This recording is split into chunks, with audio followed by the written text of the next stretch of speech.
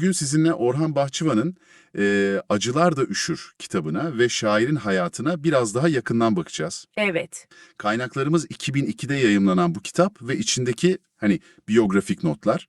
Amacımız ne? Şiirlerdeki duygu dünyasına, özellikle de şu gurbet meselesinin işlenişine odaklanmak. Hı hı. Yani bir nevi sürgünlük ve özlem haritası çıkaracağız gibi düşünün. Hazırsanız hadi bu metinleri birlikte açalım biraz. Evet, evet, harika olur.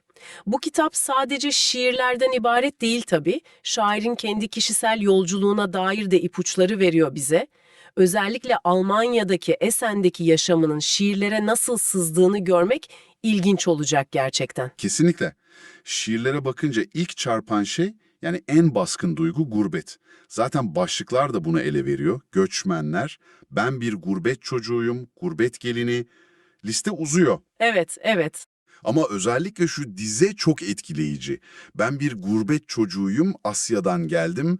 Gurbeti vatan bilmişim, vatanı gurbet. Bu sadece bir memleket özlemi değil gibi, sanki daha derin bir katman var burada, değil mi? Tam da orası işte çok önemli bir nokta. Bu sadece fiziksel bir mesafe, bir hasret değil söylediğiniz gibi.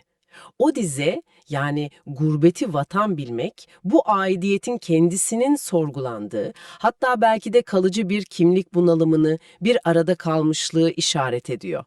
Yurtsuzluktan da öte bir şey bu. Aidiyet algısı kökten sarsılmış sanki. Şairin Esen'de yaşadığını biliyoruz, hani biyografisinde geçiyor. Şiirlerdeki o beton yığınları dediği yer. Bu coğrafi gerçeklik o içsel sürgünlük hissini daha da yapıyor, elle tutulur kılıyor. Anlıyorum. Ve bu kişisel derin duygu hali etrafına yönelik eleştirel bir bakışla da birleşiyor sanki. Mesela bir işçinin dalgınlığındaki o fabrika atmosferi. Evet. Ya da Sefilleri Oynuyorum şiirindeki yoksulluk. Yani sadece kendi acısı değil, toplumsal sorunlar da var dizelerde. Şey beni çok şaşırtmıştı açıkçası, Keloğlan şiiri. Aa, evet, Keloğlan. Hani bildiğimiz masal kahramanını alıp emek vermeden kazanmakla, hatta çapulculukla eleştirmesi. Beklenmedik bir yorum. Çok ilginç bir yorum gerçekten. Bu Keloğlan yorumu aslında geleneksel, kültürel bir figür üzerinden güncel bir sosyal eleştiri getiriyor. Yani şair sadece kendi gurbetini, kendi acısını değil, daha geniş bir perspektiften bakıyor. Bir adaletsizlik, bir eşitsizlik algısını yansıtıyor bence. Hı hı. Hatta Marco Paşa şiiri de benzer bir duruş sergiliyor sanki. O hani halkın sesini duyurmaya çalıştığı ama bir türlü ulaşamadığı otoriteye bir sitem gibi.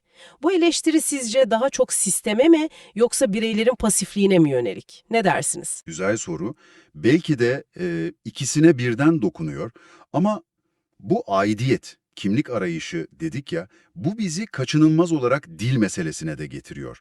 Benim Türkçem Türkemdir şiiri. Bu o kadar güçlü bir ifade ki. Kesinlikle. Dil, gurbette sadece bir iletişim aracı olmaktan çıkıyor sanki.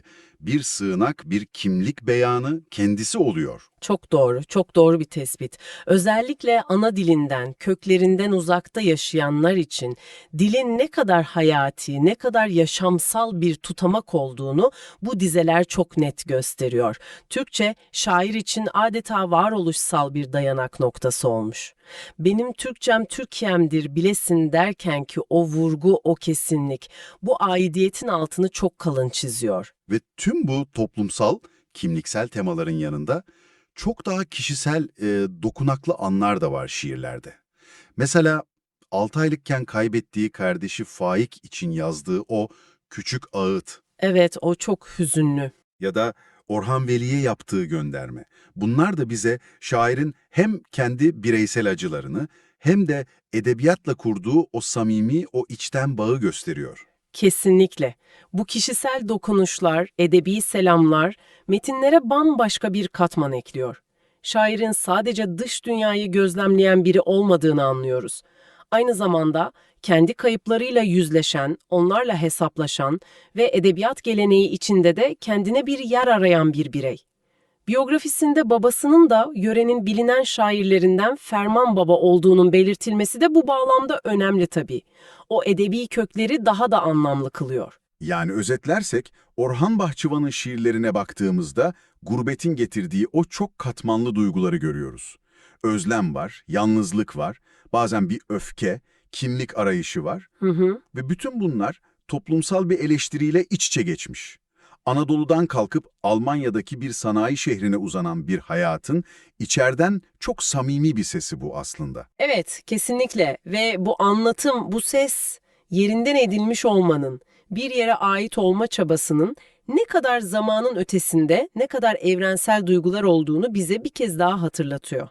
Sürgünlerle geçti ömrüm dizesi sanki bütün bu deneyimin bir özeti gibi. Çok güçlü. Peki bu şiirleri bugüne getirdiğimizde, yani sürekli hareket halinde olduğumuz, sınırların belki de anlamını yitirdiği ya da yeniden tanımlandığı bu çağda, Bahçıvan'ın anlattığı o aidiyet ya da yurtsuzluk hissi size ne düşündürüyor?